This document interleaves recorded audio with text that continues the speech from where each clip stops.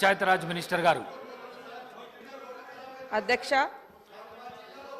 గత కొంతకాలంగా పెండింగ్లో ఉన్నటువంటి మల్టీపర్పస్ వర్కర్స్ యొక్క శాలరీస్ కోసం, అదేవిధంగా శానిటేషన్ కోసం 3,378,88 రూపాయలను రిలీజ్ చేయడం జరిగింది సార్.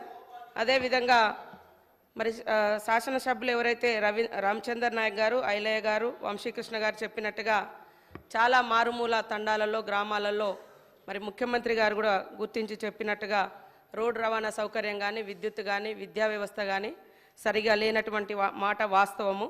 వాటన్నింటిని కూడా మరి ఈ బడ్జెట్ ద్వారా పునరుద్ధరించుకొని మిగతా సమాజానికి సమానంగా జీవించే విధంగా జీవన ప్రమాణాలను మెరుగుపరుచుకొనుటకు విద్య కానీ, విద్యుత్ కానీ, రోడ్డు రవాణా వ్యవస్థ కానీ, మంచినీటి వ్యవస్థ కానీ, ఇండ్లు కానీ ఇవ్వాల్సినటువంటి అవసరం ఉంది సార్.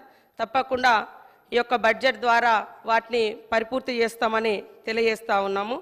అదేవిధంగా రెవెన్యూ గ్రామాలుగా మార్చుటకు సంబంధించి కూడా సంబంధిత రెవెన్యూ శాఖతోటి మరి ప్రభుత్వం కూడా ఇన్వాల్వ్ కావాల్సిన అవసరం ఉంది సార్. ఎప్పుడో ల్యాండ్ సర్వే 1936లో ఎప్పుడో అయింది సార్. అప్పుడు ఏర్పడ్డటువంటి రెవెన్యూ గ్రామాలు ఆ తర్వాత గ్రామ పంచాయతీలు పెరుగుతూ వచ్చినాయి తప్ప రెవెన్యూ గ్రామ పంచాయతీగా జరిగినటువంటి పరిస్థితి లేదు. కాబట్టి ఖచ్చితంగా రెవెన్యూ శాఖ వారితో మాట్లాడి ఇది నిర్ణయాలు తీసుకుంటాం సార్. నూతన గ్రామ పంచాయతీల డిమాండ్ కూడా ఉంది, ప్రభుత్వం దృష్టికి తీసుకెళ్ళి మరి దీని విషయంలో కూడా నిర్ణయం తీసుకుంటామని తెలియజేస్తాం. ప్రశ్న నంబర్ 201 ఆర్టీసీ సిబ్బందిని